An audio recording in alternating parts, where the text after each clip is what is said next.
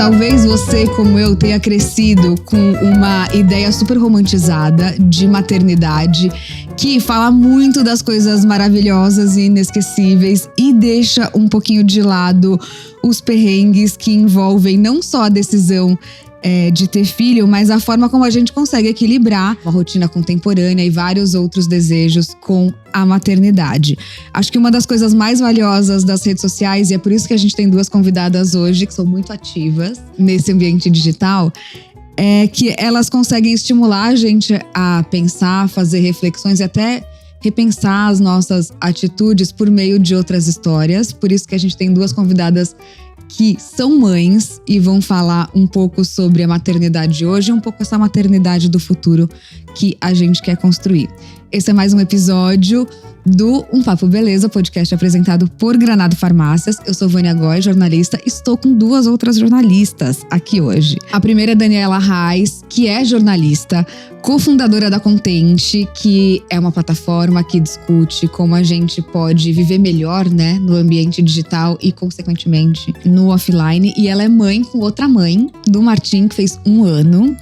Um bebê que nasceu na pandemia. Um coronial. Um coronial? Obrigada por estar aqui, Dani. Obrigada, eu que agradeço o convite. E com a Juliana de Faria, que trabalha na Bloom, mais do que isso, mãe do Jonas, do Léo e da Lila. A Bloom, a gente vai explicar já já, é uma health tech voltada para o mercado corporativo, para a gente pensar como que as empresas podem incluir a maternidade para além só dos 4 meses de licença. Falei certo, Ju? É um super prazer estar aqui, obrigada pelo convite. Na Bloom a gente olha para a saúde de mulheres e famílias. Então a gente tentando fazer essa pressão, né, para que as empresas entendam que eles têm responsabilidade também para o bem-estar dessas mulheres e das suas famílias, né? Perfeito. Então vamos lá. Primeiro, Dani, queria que você me contasse, já que você, mãe de primeira viagem com um bebê super novinho, se tem alguma coisa que você experimentou sendo mãe absolutamente inédita na sua vida e que talvez ninguém tenha te avisado. Olha, para além da exaustão que todo mundo fala muito e fala da privação de sono, fala que você não vai ter tempo, tudo isso já estava dado e eu acho que tem muito conteúdo dessa maternidade real na internet que nos prepara para isso. Mas eu não tinha me dado conta que é uma explosão de amor mesmo, uma expansão do coração. Parece que eu me percebi ali no começo, quando ele tinha uns 2, 3 meses, um pouco doida até, assim. Eu queria sair falando na rua para as pessoas, tem um filho. E sendo que, assim, me considero uma mulher feminista, uma mulher, né, que não atrela o propósito de vida e a satisfação plena à maternidade. Não acho isso mesmo. Não, eu acho que cada uma escolhe, né, tem que poder escolher o que quer para si. Mas eu me vi ali inundada, eu acho que era de hormônio de alguma forma. E assim, eu queria sair falando para as pessoas, se você tem dúvida de ter filho, tenha. Porque a dúvida é um sim, você só tá assim pensando em todo o rolê.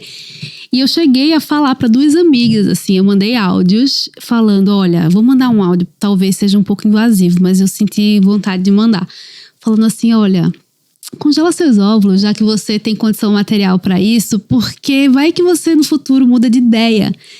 E pensando hoje, um pouco mais, né, 1 ano depois e tal, eu fico pensando, gente, é tão inebriante a sensação que fica esse desejo de que mais pessoas, as pessoas que você gosta, que você ama, experimentem também. Então eu não estava preparada para ser um pouco sem noção até. Aí eu fiz isso com quem eu tinha muita intimidade, dando disclaimer que assim, se esse áudio não servir, ignora. Mas fui bem recepcionada, assim, porque eu acho que às vezes também a gente não fala muito. Muitas vezes a maternidade é tão compulsória, né? Tipo, todas vamos ter que ser mães, que a gente não fala desse lugar do desejo. Você tem desejo, você não tem. A gente trata a nossa saúde e nossa fertilidade como algo dado e a gente acha que tá tudo super bem. Aí quando você começa o processo, você começa a descobrir várias histórias, né? De dificuldade de engravidar, de perdas, de tantas coisas que eu acho que, extraindo a parte um pouco sem noção, veio esse desejo de que a conversa sobre maternidade se ampliasse nesse círculo de amigas e para além. E você, Ju, você passou por isso 3 vezes de formas muito diferentes, né? Tem algo muito marcante que ficou desde que você se tornou mãe? Eu acho que foi chocante pra mim como a vulnerabilidade se aflorou em mim no momento que a maternidade me atravessou.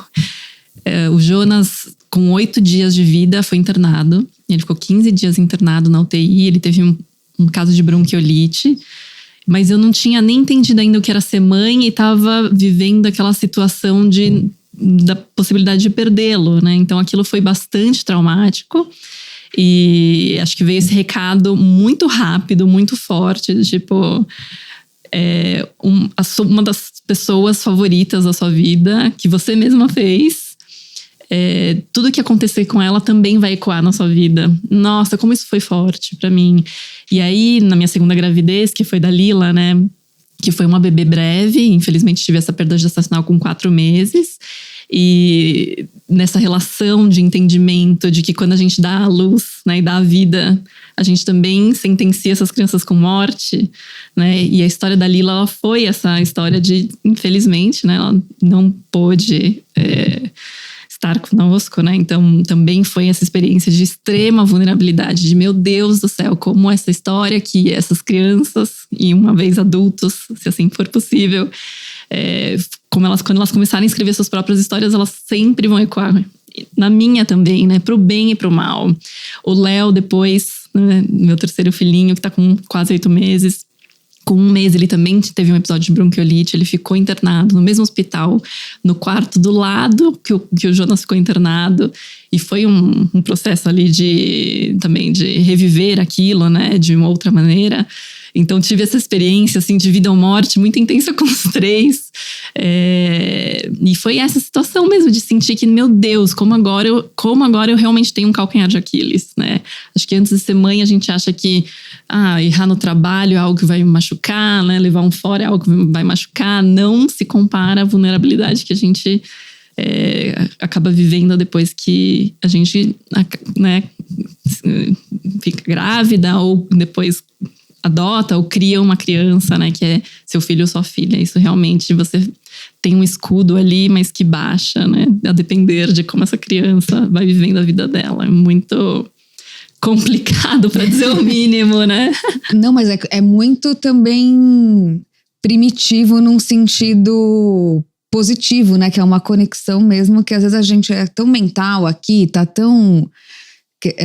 a rotina virou uma coisa de pendências para resolver, que a gente perde um pouco dessa conexão animal mesmo, né? E acho que fica muito exacerbado do jeito que vocês duas falam, né? Eu lembro, inclusive, que na gravidez, foi a Laura que engravidou, né?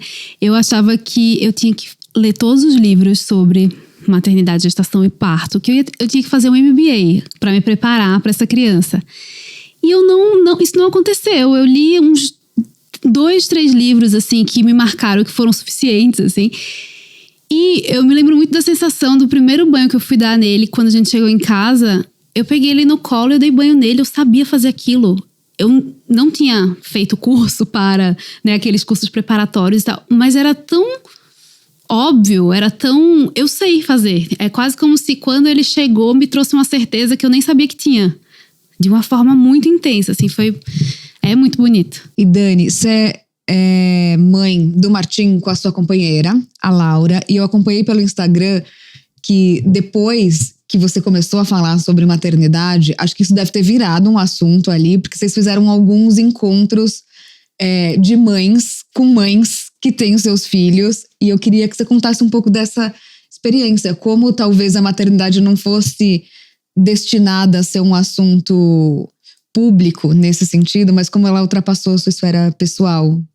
Eu acho que vem essa vontade, assim, as mães ficam muito intensas na internet, muitas de nós, né? Eu acho que acompanha nas madrugadas, eu acho que a gente busca pessoas que estão vivendo a mesma coisa no mesmo momento, porque é muito diferente, você tá com um bebê de 1 mês e a sua amiga tem um bebê de 2 anos, tipo, você tá vivendo coisas diferentes, você vai buscar a sua turma. Especificamente em relação à dupla maternidade, o Martim é um bebê da pandemia, né? Então, a gente ficou muito isolada no começo. Quando começou a ter um pouco de flexibilidade, a gente começou a passear. Então, assim, a gente foi um dia numa exposição e eu comecei a observar as pessoas ao redor. Todas eram famílias hétero, pai, mãe e filho. Aí a gente foi num lugar de brincar, que tinha música e tudo mais. todas as famílias na mesma configuração. Aí eu olhei pra minha família e pensei, caramba, é capaz que o Martim vire atração de circo, porque assim, a família dele vai ser sempre a única que é diferente. Né? Isso porque a gente vive numa bolha de muito respeito, empatia e tudo mais. A gente até agora não foi alvo de preconceito, mas né, isso é um recorte. E eu ficava pensando, eu queria muito que ele crescesse tendo referências de famílias como a dele. E aí eu coloquei nos stories, assim, nos meus stories, uma vontade de fazer um grupo de WhatsApp para outras mães que vivem a dupla maternidade. Aí a gente fez um grupo e marcou um primeiro encontro. No primeiro encontro, foi no Ibirapuera, já foram 50 pessoas. Eu fiquei em choque com a foto. Eu também. Foi tudo. Maravilhoso. E desse primeiro encontro, o Pedro, que é filho da Carol e da Simone, ele virou para as mães e falou assim: mães, todo mundo aqui no Ibirapuera tem 2 mães, porque o Ibirapuera é gigante, né? E tava ali. Aí elas falaram, olha, no Ibirapuera não, mas assim, aqui sim. E ele tem 6 ou 7 anos. Foi a primeira vez que ele viu várias famílias de 2 mães. Porque geralmente a família de 2 mães, tipo, se vocês que estão aqui, vocês conhecem a gente, podem conhecer outras pessoas, mas não é que conhecem um monte, né? Tipo, não é que na escola tem várias outras famílias. E foi muito legal. Aí foi crescendo o grupo, a gente no segundo encontro já foram 100 pessoas. A foto é muito impactante, assim, sabe? Muito isso, esse relato do pertencimento, de a gente sabe que existem outras famílias como a nossa, e mais do que isso, uma coisa que começa pela internet fica muito forte no offline, porque as pessoas se encontram, foram surgindo amizades a partir dali. Então tem todo um grupo que se junta para todo mês jogar futebol e beach tênis e fazer gincana com as crianças. E me dá um conforto saber que para ele vai ser natural ver tantas famílias como a dele. E óbvio, isso vai nos blindar contra o preconceito? Não. Mas tem um campo de força ali, sabe? E de acolhimento entre essas mulheres, né? Sim. Porque eu acho que você tem naturalmente esse viés muito comunicativo, faz parte do seu trabalho. Quase uma edição, né? Já criei aqui um assunto, vou chamar, Sim. enfim. Mas eu acho que talvez tenham pessoas que nunca encontraram outras e que você reforça conexões que talvez não existissem. Né? Exato, e aí eu fico muito, sempre recorrentemente fã da internet por causa disso, assim, porque você consegue encontrar a sua turma. Até eu tava falando disso com a Lu, minha sócia, hoje, que muitas vezes eu me assustava com os relatos de amigas sobre a solidão da maternidade. Eu acho que tem muita solidão, porque, né, isso você não faz parte de alguns programas, você tem uma outra rotina, muita coisa muda, mas ao mesmo tempo tem esse lugar de uma conexão com outras pessoas que estão vivendo a mesma coisa. E eu acho que é meu isso, e eu acho que outras pessoas também experimentam. Mas assim, você vai encontrando gente. Você, vem aqui, vamos conversar, vamos passar por isso juntas, assim. Então eu sou muito fã dessas conexões. Muito inspirador. Ju, a sua trajetória profissional tá muito ligada a essa criação de impacto positivo social. A Ju criou Chega de Fio-Fio, depois o Think Olga, depois o Think Eva. E aí você teve filho. E aí até sua carreira mudou, né? Depois da maternidade. E aí eu queria que você falasse um pouco sobre esses desafios ou reflexões que quiseram te fazer atuar para além da esfera pessoal também, profissionalmente, falando do assunto. Uhum. Poxa vida, até é uma questão de terapia, né? Entender os limites, né? Ou porque também, até uma vez eu falei para as minhas amigas, é muito difícil para mim trabalhar com coisas que não envolvem propósito ou temáticas que não passam pela minha vida de um jeito ou de outro, né? Até uma forma meio egocêntrica de se colocar no mundo, mas também eu acho que, de novo, uma forma muito aberta, né? E de poder compartilhar essas dores, né? Acho que são as dores que me movem.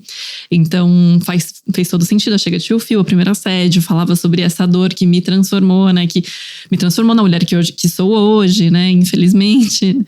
Mas, enfim, assim é o resultado de viver numa sociedade patriarcal e conseguir também trabalhar na força do ódio em movimentos, né, que pudessem de alguma forma mudar isso, né? Eu amo que ela fala na força do ódio com essa serenidade, Exato, entendeu? Trabalhar belíssima. na força do ódio.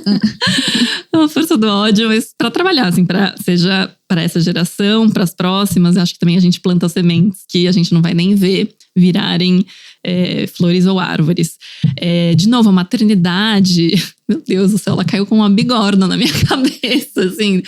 É tão difícil de explicar, porque nessa dualidade de extremo amor, né, e abertura de portas e visão para a vida, e essa extrema dor também de você entender que o mundo não está preparado para as mães. É muito triste, né? Você perceber isso, que realmente também vivendo como essa mulher branca, heterossexual, de classe média, e quando né, com muitos privilégios, né? E a maternidade vem para me mostrar que, nossa, eu também vou receber, né, muitos outros ataques, né? E exclusões, e falta de compreensão, né, e falta de acolhimento. Então é isso, né? A gente vive numa sociedade que não tá preparada para as mães. Não, pelo contrário, acho que nem é preparada. Acho que ativamente exclui essas mães. Então, quando o Jonas veio, me chacoalhou completamente, né? Então eu não estava conseguindo entender ali onde eu estava, o que estava acontecendo comigo. Quando a Lila veio, eu acho que eu ainda, de alguma forma, ainda reproduzi algumas ideias. Eu lembro que eu chorei quando eu descobri que estava grávida. Eu falei, meu Deus, como que eu vou fazer com mais um filho? Né? Meu Deus do céu, que difícil que vai ser. Preciso dormir, preciso descansar. E aí, a gente, infelizmente, perdeu ela quando eu estava com 4 meses de gravidez. E foi acho que um legado que ela deixou para mim. E falou assim, preciso repensar minha vida. Né? E preciso abrir espaço para essa maternidade. Eu não conseguia no meu dia a dia. Não sei se eu me permitia, não sei explicar. E foi essa revolução, né? Acabei me afastando das diretorias de Think Olga e Think Eva, que continuam fazendo um trabalho maravilhoso. Beijo pra Mai e pra Nana. Eu tirei esse tempo de pausa, que bom que eu pude também, né? Também tem um parceiro que me apoiou muito nesse momento, inclusive financeiramente. E no meio do caminho engravidei do Léo. Reencontrei essas pessoas maravilhosas da Bloom, que me fizeram uma proposta para eu ir ser contratada grávida. E isso era uma coisa que eu tava com muita vontade. Eu queria ser contratada grávida para provar que isso era possível. O que é isso? Já é inédito, né? Assim… Raro, né? Ela não chega comum. pra fazer mudança, né? Não consegue. E foi muito bom, porque é um lugar, né? Então a Bloom é esse lugar também de você olhar, né, para a saúde das mulheres e das famílias, né? Então também para essas mães, e entender que não é uma questão da gente só ficar reorganizando e tentando consertar doenças, ou que já tá ruim, é sim a prevenção e o mantenimento, né, essa manutenção do bem-estar. Então, não sei dizer também se é uma coisa que é totalmente ativa. Eu acho que também que o universo acaba me jogando alguns presentes, então foi bom isso nesse meio do caminho. E agora eu consigo exercer assim, a maternidade com mais clareza, e também trabalhar com isso, de certa forma, me cura, né? E me empodera. Então, é isso. Acho que é um misto, assim, de… Não, eu acho muito bonito de ouvir vocês, porque vocês são mulheres integrais, né? A maternidade é parte de quem vocês são, né? E nesse gráfico de pizza… tem outros interesses, tem a diversão, tem esse apaixonamento pelo trabalho, que eu acho que é muito característico nas duas. E que em algum lugar também é ainda uma coisa nova, né? Você não abandonar completamente quem você era ou os seus interesses e desejos só por causa da maternidade, né? E acho que essa vida contemporânea só complicou, né? Porque você não quer abrir mão de nada, mas também ninguém quer abrir mão de nada pra facilitar, né? Queria que vocês falassem sobre isso. Porque venderam pra gente a ideia de que a gente tem que equilibrar todos os pratinhos e que a gente tem que dar conta de tudo e ser boa em tudo o tempo inteiro. É impossível. Me mostra uma pessoa que tá dando conta de trabalhar, ser mãe, cuidar da alimentação, fazer exercício, meditar, fazer um trabalho social, ter uma presença nas redes… No Brasil, em 2022, assim, com a pandemia, assim, num momento otimista de uma pandemia global, assim, não tá existe fácil. Essa pessoa, sendo que a gente vai vendo recortes de várias pessoas ao longo do dia, e uma tá dando conta de 3 coisas, outra tá dando conta de 2, e a gente cria uma persona na nossa cabeça que é essa que vai equilibrar tudo, e é muito difícil. Eu acho que com ou sem filho já seria difícil, assim, que eu acho que é um um reflexo, né, da sociedade que a gente vive. A gente cultua essa performance, a gente tem que estar o tempo inteiro bem, a gente não tem espaço para dor, a gente não tem espaço para vulnerabilidade. Quando a Ju traz a transformação, né, que a Lila causou na vida dela, assim, a gente conversou muito sobre isso, assim, tipo, como é que se para e se acolhe o luto e deixa a coisa acontecer. Porque não aprendemos sobre isso, né? Você precisa estar sempre, inclusive, otimista. Mesmo a gente tendo perdido 700 mil pessoas quase, a gente não fez um trabalho coletivo de entender isso, assim.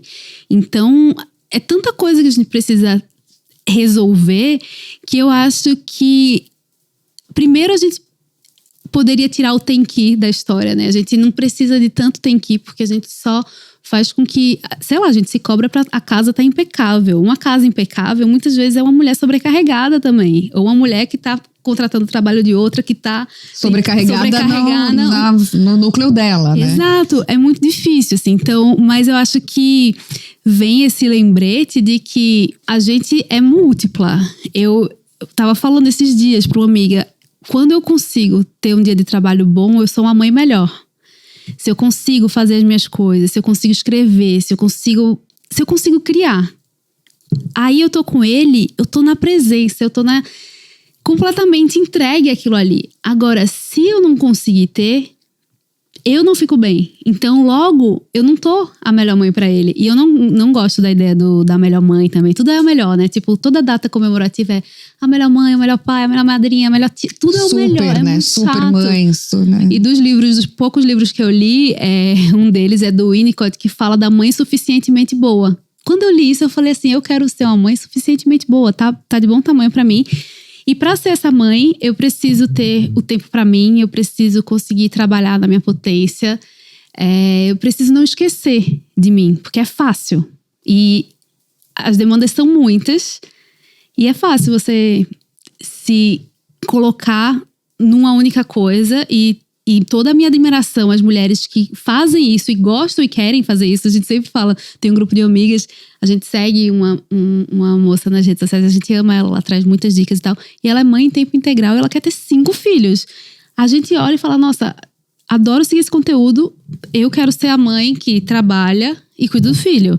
Tem vários perfis, mas a gente precisa muito olhar pra dentro, né, entender qual é o nosso. Não, e exercitar o não julgamento, né? Porque é isso, o tem que uniformiza de um jeito que não funciona pra todo mundo, né? Uhum. Ô, Ju, pra além de ser mãe, você tá muito conectada a esse assunto como um negócio. E eu acho que uma das coisas interessantes que eu acompanhei durante o período de reclusão social, especialmente no começo, foi justamente essa discussão sobre maternidade. Porque a gente sabe que as mães estão sempre cansadas e sobrecarregadas, mas aí foi no extremo, né? Você não tinha escola, você não tinha rede de apoio, quem tinha a avó que cuidava não queria deixar com a avó por uma questão de preservação, já que o contágio podia acontecer. E aí eu queria que você falasse um pouco sobre talvez um novo momento da gente enxergar a sobrecarga feminina de um jeito diferente? Você acha que a gente tá vivendo um momento assim? Acho que é possível,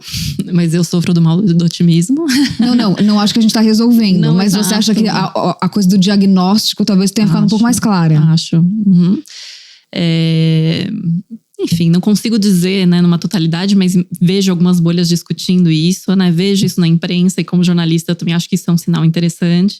Então pensar quando eu me formei, né, em jornalismo X anos atrás, isso acho que nem seria um debate, é uma pauta interessante. Então acredito que essa discussão está acontecendo, assim, e é de extrema importância, né? Porque, poxa vida, o problema, assim, a questão nunca são as crianças, né? A questão é realmente esse trabalho de manutenção da vida, que é absolutamente ignorado, né? Não valorizado. Eu entendo, assim, claro, existem muitas pessoas que performam também estereótipos de gênero, mas eu entendo as pessoas que se perdem na maternidade, na paternidade, mais raro, né, paternidade, porque é muita demanda. É um job de 24 horas, 7 dias na semana, né? Então, só que não mudou nada no seu job oficial, né? Que você também tem que trabalhar 8 horas e você também tem que socializar para não perder as amigas. A gente fala, quando uma mãe começa a trabalhar, ela já deu um expediente antes. Exato. E quando termina, ela vai dar outro depois. Assim, é realmente esse deveria ser o job mais bem pago do mundo. E eu acho que também tem uma coisa dentro dessa história, para além do momento físico ali que você tá fazendo, eu acho que tem uma característica materna, na maioria das vezes, que é uma antecipação permanente a qualquer questão. Então, você tá esgotada, às vezes não é só do que você fez na prática, o tático, é a antecipação a tudo que você pode vir a acontecer. É um trabalho emocional e um trabalho de educar. Isso é muito pesado, isso demanda demais o nosso emocional, né? Então, não é só, chegou aí no final do dia, a criança está viva, uhul! Não, né? É você saber trabalhar com os sentimentos dela, você saber trabalhar com os seus sentimentos, porque de qual educação que nós tivemos também. Acho que os pais tentam quebrar ciclos, né? Tentam quebrar também, né? Deixar para trás os erros que seus pais fizeram com eles, mas a gente acaba também perpetuando ou trazendo novos erros, né? Então, é um trabalho emocional muito, muito complicado. Uma coisa que eu faço muito com o Jonas eu sempre tentei dar nome para os sentimentos dele. Eu falo assim, isso que você está sentindo é frustração. Eu não acho que ele está entendendo em totalidade. Isso que você está sentindo é fome. Isso que você está sentindo é dor, é tristeza, é saudade, né? Então, e eu acho que participo disso no processo também, porque são tantas demandas que a gente se descola desse emocional, está fazendo esse trabalho, mas não está percebendo, não está valorizando, e é uma pena. Então acho que a pandemia, ela com certeza veio para ser esse... aqui estamos colocando essa bandeira, porque a partir de agora isso está visibilizado, não tem como. As crianças estão aparecendo no Zoom, tá todo mundo com uma estafa absurda, não dá tempo de fazer nada, né? Essas crianças não estão mais escondidas. O que você vai fazer? Você não consegue mais mandar pra avó, colocar na escola e aparecer linda, maravilhosa, né? Então isso acho que está visível, que bom, acho que é um ponto de partida pra gente fazer essa conversa. E aí a gente vai abrindo as caixinhas, como isso, a gente poder falar sobre esse trabalho emocional, pra mim, uau! Porque é complicado mesmo, né? A gente faz parte desse trabalho, a gente também criar crianças com inteligência emocional, né? Mais do que, não estamos falando sobre resiliência, a gente não está falando sobre coragem, acho que a gente está falando sobre inteligência emocional. E depois ela pode dar um shape nisso, conforme a vida dela for seguindo. Mas isso é complicado, porque acho que nem a gente tem também, né? Em totalidade, essa inteligência emocional. Então imagina só ter que ensinar. Não, e ainda tem aquela coisa de que a criança sente tudo que você sente. Então, se você está desorganizado emocionalmente, você passa para a criança. Ou seja, você tem que botar a máscara de oxigênio em você primeiro para dar conta desse trabalho. É intenso. Eu acho que uma das discussões também nesse período que a gente falou é sobre essa ajuda. Que o pai que ajuda, ou a empresa generosa porque deu um mês extra de licença maternidade. Mas eu acho que talvez nesse mundo ideal que a gente deseja construir é menos sobre ajudar e é mais sobre um compromisso permanente de entender que quando uma criança nasce, tudo em torno muda. Que você acha que seria essa parentalidade do futuro? Eu acho que é o entendimento de que todos nós somos responsáveis pelas crianças. E isso, assim, não tô falando nenhuma novidade, tá no ECA, né? Então, toda a sociedade precisa olhar para as crianças com esse cuidado, né? Com esse carinho, com responsabilidade. Então, acho que a gente já tem que, tá lá na frente sobre essa questão do parceiro, o homem que ajuda, não ajuda, que divide, não divide. Isso, assim, tem que já estar dado que precisa dividir. A gente precisa entender quais são as outras áreas, né, da sociedade. A gente está falando sobre um tecido social, ainda mais pós-pandemia, que a gente viu como isso é extremamente vulnerável e frágil, né? No momento que a gente precisou estar dentro da casa, a gente viu que a gente não tem laços fortes. Não estou falando dos Krenak, né? Eles mesmos falaram, né? Poxa, estamos aqui, ainda estamos plantando nossa árvore, ainda estamos fazendo tudo na nossa rotina. Mas numa sociedade urbana, a gente não tem laços fortes e a gente precisa fortalecer isso. Eu vou falar sobre um ambiente de trabalho, né? Porque aqui me cabe... Tá mais do que na hora de entender como responsabilidade. No momento que eu entro num escritório, eu não apaguei, não deletei meus filhos, né? Não deletei minha história, não deletei minha noite que eu não dormida. Isso ainda tá ali sendo exposta. Isso influencia meu trabalho. E não tô nem falando negativamente sobre produtividade. Tô falando sobre como isso tá entremeado nas entregas. E o que eu vou fazer, o que eu vou sonhar, né? No que eu vou aspirar e como que eu vou liderar. Ou como vou ser liderada. Então, poxa vida, as famílias, elas fazem parte de tudo isso. Então, acho que a gente precisa fortalecer mesmo esse tecido social. Não dá mais pra gente pensar como algo apartado da comunidade, né? E acho que no geral, né, para além de famílias, acho que a pandemia ela veio para entender mesmo que a gente precisa conectar os pontos. Não dá mais para cada ponto estar em um canto, né? Agora, que vocês têm, digamos, uma autoconsciência, certo? Cada vez que uma emoção te atravessa, você lembrar que existe um novo repertório sendo construído a respeito disso. Imagino que vocês não escapem de se sentir culpadas muitas vezes, mesmo sabendo que não vai dar pra dar conta. E aí, como que vocês mandam a culpa embora? Ou como vocês reduzem o impacto disso na forma como vocês se sentem? É muito difícil, porque por mais que a gente tenha consciência, no dia a dia vem quase essa urgência de que você precisa estar ali o tempo inteiro. E eu acho que no nosso caso, que nosso bebê nasceu na pandemia, ele nasceu no auge da pandemia, quando estavam morrendo 4.500 pessoas. Então, assim, não dava pra ter nenhuma ajuda dentro de casa. E eu acho que a gente se fechou as duas, assim, tipo, completamente no cuidado. E foi muito legal. Eu acho que esses primeiros anos são muito importantes, né? Pra uma construção mesmo dessa relação e tudo mais.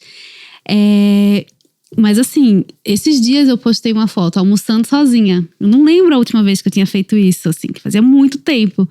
E é um almoço, é muito legal, é muito bom ter um tempo pra mim, assim. Se eu consigo isso, sou uma mãe melhor, como eu já falei. Mas ainda é muito desafiador, porque também tem essa máxima, né? É preciso uma aldeia pra criar uma criança. Mas como a Ju falou brilhantemente, a gente tá muito isolado. Tá cada um na sua oca, cada um no seu quadrado. E a gente não tem essa rede de… Tanto eu quanto a Laura, nossas famílias não moram na mesma cidade. Então, assim, a rede que a gente tem é uma rede paga. E graças a Deus podemos, né, graças ao trabalho, conseguimos ter essa ajuda, assim. Mas eu acho que tem essa dificuldade de se desvincular junto com a necessidade gritante de se desvincular. Porque a gente exerce vários papéis. A gente ainda está ensaiando um pouco como fazer isso na prática, mas é bom que tem um show do Caetano em breve, a gente vai. Mas assim, cada distanciamento assim é uma logística também.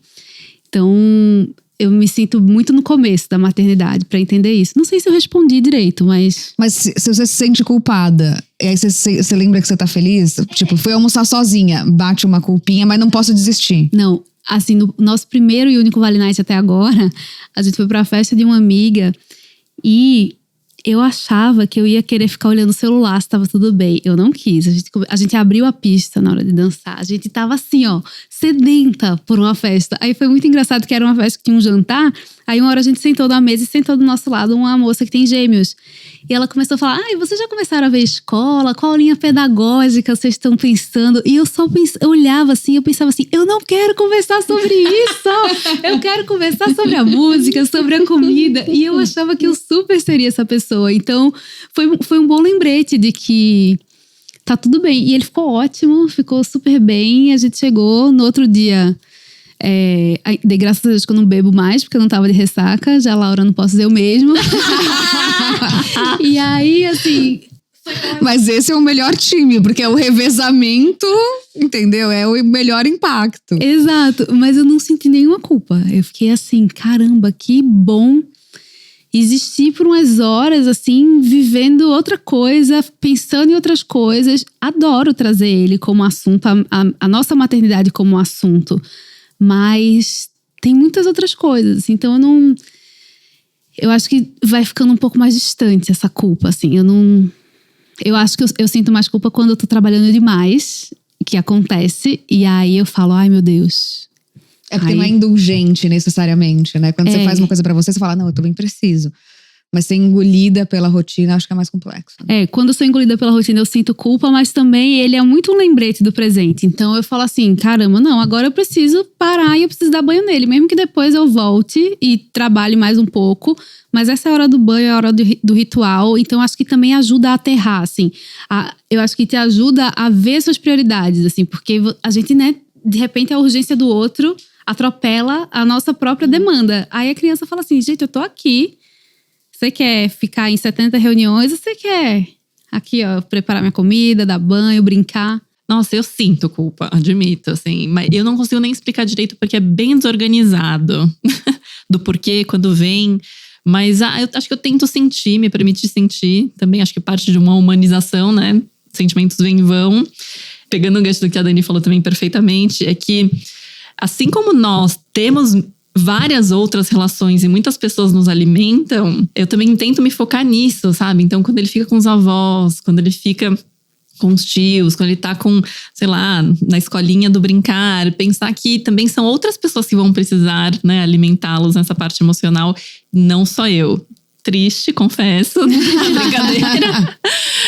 O ego materno, né, também. Mas, então acho que isso também me dá uma certa felicidade, né? Que outras pessoas também estão ofertando para ele coisas que eu acho que eu não consigo, né? Também parte desse processo de humanização que não vou conseguir. Então, que bom que isso venha de outras pessoas que também o amam, né? E vão cuidar bem dele. E trazer outras visões e também desafios. E você gostaria que o Martim lembrasse do seu legado como? Uau! 50 sessões de terapia eu precisaria fazer, mas deixa eu pensar. Eu acho que alguém que foi a melhor mãe que poderia ser pra ele, não a melhor mãe do mundo, que estava presente e que mostrou muitas coisas legais pra ele. Lugares, pessoas, músicas. Alguém, uma mãe muito companheira, sabe? Uma mãe que aprende junto com ele e que se refaz a partir desses aprendizados, sabe? Que eu acho que eu tenho muito receio de ser aquela pessoa que fala, não, é assim que tem que ser, é assim que tem que fazer. Eu sei, porque eu tô nesse mundo há muito tempo. Ele sabe de um monte de coisa também. Ele me mostra coisas que eu nem imaginaria, assim. Eu acho que ele me faz olhar pra ele, pra mim, pro mundo de uma maneira que me expandiu. Se ele achar isso no futuro, eu vou ficar feliz. Que linda, amiga. Eu, um tempo atrás, um pouquinho antes da pandemia, eu recortei todas as matérias que eu tinha saído em jornal, em revista, nos meus projetos, ações, e mandei enquadrar e pus no depósito. Falei, um dia eu quero mostrar pro Jonas. E agora pro Léo. Mas tem uma frase, e nesse, né, ciclo aí de mudança, de entendimento da maternidade, quem eu sou, o que é importante, prioridades. Tem uma frase da Maya Angelou que me veio na cabeça esses dias, assim, relembrando, né, relendo algumas coisas que ela tinha escrito. Que ela fala, mais ou menos, tá, gente? Não lembro exatamente. Que ela fala, as pessoas não vão lembrar quem você é, né? Ou o que você fez, mas elas vão sempre se lembrar de como você fez elas se sentirem. E acho que eu quero isso pro Jonas e pro Léo. Que eles lembrem de como eu pude fazer eles sentirem, né? Sempre olhando para esse bem-estar deles, né? Olhando para que eles sejam essas pessoas integrais, né? E que eles passem isso pra frente também. Então, se eles forem essas pessoas que tenham, né, o interesse, sabe, o cuidado, né, com as outras pessoas no centro, nossa, que maravilha. Acho que eu fiz tudo o que eu precisava. Lindo. Muito obrigada por vocês terem topado esse convite.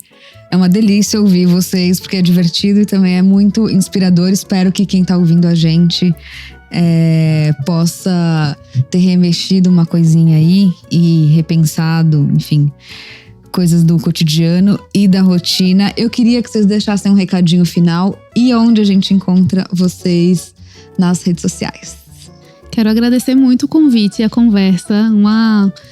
Um privilégio poder estar aqui presencialmente depois de tanto tempo. Cada encontro eu ainda tô assim, sabe? Eu também, eu celebro. Meu Deus, a gente passou muito tempo sem, isso faz um bem enorme. E você fez umas perguntas que eu não tava esperando, não tava preparada para a profundidade. Muito obrigada. Vocês me encontram no @daniarrais e no @contente.vc. Então tem muitas conversas aí pra gente ter. E sobre a maternidade, encontrem pessoas que vão vão acolher vocês e não te fazer nunca se sentir menos, só ver a potência que é, assim. Tem muita gente legal por aí. Também agradeço muito, que mergulho que foi, que privilégio responder suas perguntas, Vânia, escutar suas respostas, Dani, maravilhoso. Como recado só, Jonas, Léo, amo vocês. Eu tô no Instagram, @ju_faria e também no @bloomcare, que eu queria muito convidar vocês a conhecerem, né, essa health tech, fintech que tá olhando para as famílias. Levem para suas empresas. Acho importante a gente manter essa discussão aquecida. Entrem no site que tem um monte de coisa para baixar. Perfeito. Né? É muito rico. Perfeito, é isso. A gente que tem que levar isso para os tomadores e tomadoras de decisão, né? Que a gente precisa mudar o nosso entorno e é possível. Muito obrigada. Muito obrigada, vocês duas. A gente chega ao fim desse Um Papo Beleza. O segundo que a gente gravou presencial, por isso que eu tô um pouco emocionada ainda. Espero que você tenha gostado da nossa conversa. Se você tem alguma sugestão, pode escrever pra gente no papobeleza@granado.com.br. Já faço o convite para você acompanhar o podcast nos principais agregadores. A gente vai fazer 1 ano já, então tem muita coisa para ouvir. Também pode escrever pra gente no Granado Farmácias com PH. Até o próximo.